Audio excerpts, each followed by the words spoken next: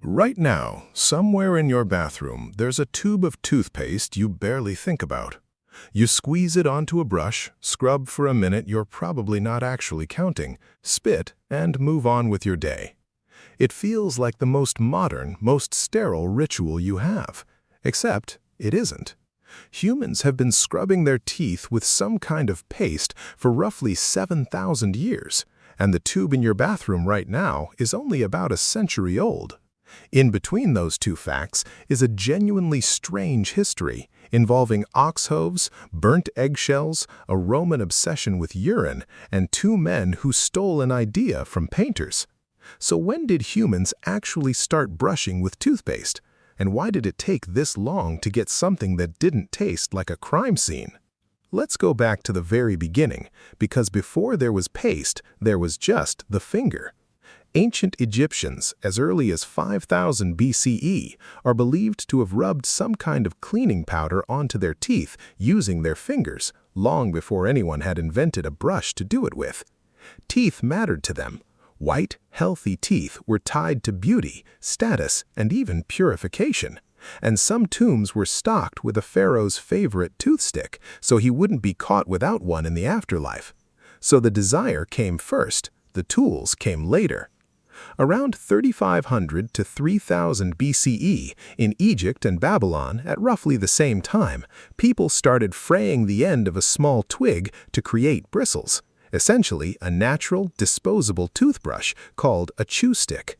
One end was chewed until it softened into something brush-like. The other end stayed pointed and doubled as a toothpick. They picked branches from aromatic trees on purpose, so the stick left your mouth smelling better as a side effect, which means humans were already thinking about fresh breath 5,000 years before mint gum existed. But the paste itself is where things get genuinely unpleasant. The oldest detailed recipe we have comes from Egypt, written down around the 4th century, describing a powder for white and perfect teeth that turned into a paste once mixed with something wet. And the ingredient list reads like a butcher's floor. Crushed ox hooves, burnt eggshells, and pumice, all ground down into an abrasive powder. It sounds disgusting, but the chemistry actually works.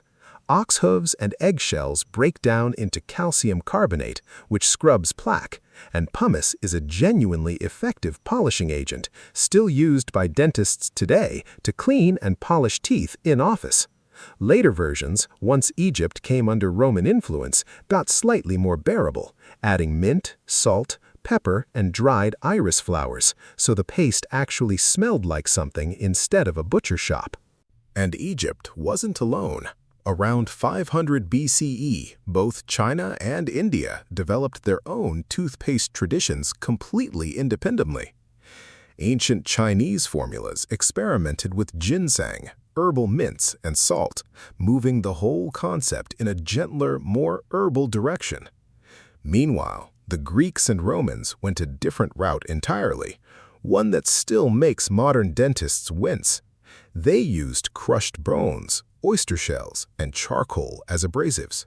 And Roman mouthwash, according to multiple historical accounts, sometimes included urine because the ammonia in it genuinely works as a whitening and cleaning agent. It's a strange but real example of ancient peoples stumbling onto correct chemistry through trial and error, with zero understanding of why any of it actually worked. So, for thousands of years, across completely separate civilizations that had never met each other, humans kept arriving at the same basic solution independently. Find an abrasive to scrub the surface, find something to kill the smell, and apply it with whatever tool was available. That's a remarkable pattern. It means dental hygiene wasn't a single invention that spread from one place. It was something multiple unconnected cultures kept reinventing on their own, because the problem, rotting teeth and bad breath, is universal, and so is the solution, scrub and mask. Then, for a very long stretch, almost nothing changed. Chew sticks and gritty powders carried humanity all the way through the Middle Ages and into the modern era with barely any innovation. The bristled brush, as we'd recognize it, didn't show up until around 1600 in China, where bristles from pig hair were set into handles carved from bone or bamboo, the first true toothbrush rather than a chewed stick. That design eventually traveled to Europe, where people swapped pig bristle for horsehair since it felt less abrasive, and some even experimented with feathers. In 1780, an Englishman named William Addis, sitting in prison, reportedly carved a bone handle and drilled holes into it, then tied in tufts of bristle, essentially designing the direct ancestor of the modern toothbrush. So even the tool that puts the paste in your mouth has its own separate, slightly bizarre origin story. But toothpaste, the actual paste, stayed a crude powder for almost the entirety of human history. It wasn't until the 1800s that things really started moving. In 1824, a dentist, recorded as simply Peabody, was the first person to add soap into the mixture, of all things, to help it foam and spread. In the 1850s, another dentist named John Harris began adding chalk, refining the abrasive further. And in 1873, Colgate and Company, under Samuel Colgate, mass-produced the first pleasant-smelling toothpaste sold to the general public, packaged in small ceramic jars. For the first time in 7,000 years, toothpaste actually smelled intentionally good, not just less bad, and you could buy it off a shelf instead of grinding your own ox hooves at home. There was just one enormous unhygienic problem. Everyone in the household dipped the same brush into the same shared jar. Multiple companies sold toothpaste this way throughout the late 1800s, and nobody seemed bothered that an entire family was repeatedly contaminating one communal tub of paste. The fix came from an unrelated industry entirely. In the 1880s, a dentist named Washington Sheffield's son, Lucius, was in Paris studying dentistry when he noticed something completely unrelated to teeth: painters squeezing pigment out of collapsible metal tubes. Lucius wrote home to his father with the idea, and in 1892, Washington Sheffield unveiled the first toothpaste sold in a collapsible tube, borrowing packaging directly from fine art. Colgate adopted the same tube format themselves in 1896, and within a few years, the shared jar was essentially dead. The single most iconic piece of toothpaste packaging in the world exists because of a dentist's son wandering through a Parisian art studio. The next real leap didn't come until the 20th century, and it had nothing to do with flavor or packaging. It came from a discovery about why some communities barely got cavities at all. Researchers noticed that people in certain areas with naturally fluoride-rich water had dramatically stronger, decay-resistant teeth. That observation led directly to fluoride being deliberately added to toothpaste starting around 1914. And decades later, in 1955, Procter & Gamble launched Crest as the first fluoride toothpaste to receive an official endorsement from the American Dental Association. That single endorsement was enormous.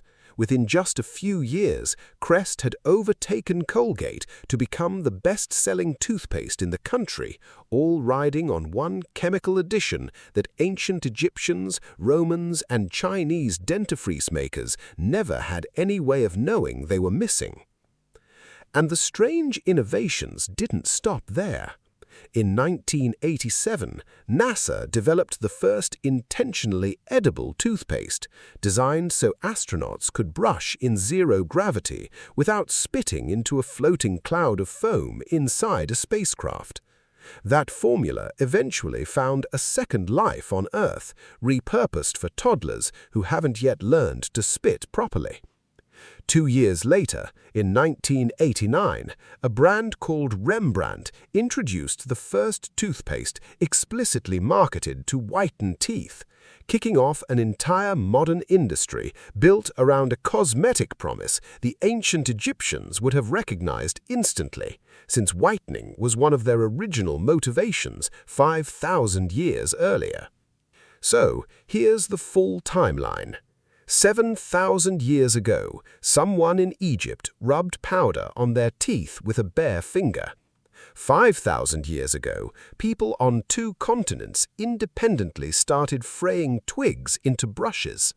3,000 years ago, Egyptian formulas were being refined with mint and salt under Roman influence, while separately, the Chinese were experimenting with ginseng, and the Romans were rinsing with something you'd never put in your mouth on purpose today. For most of that entire span, almost nothing changed. The same gritty powders and chewed sticks carrying humanity through thousands of years and dozens of civilizations. Then, in less than 150 years, we went from powder in a jar to a stolen idea from a painter's studio to a chemical addition that reshaped the entire industry practically overnight. Tomorrow morning, you'll squeeze a strip of paste onto a brush without thinking about any of this. But that ritual carries 7,000 years of humans trying to solve the exact same problem. Keep the mouth clean, keep the breath fresh, and figure out, mostly by accident, which grubby ingredient actually did the job. You're not doing something new. You're just doing it with better chemistry and a much nicer smell.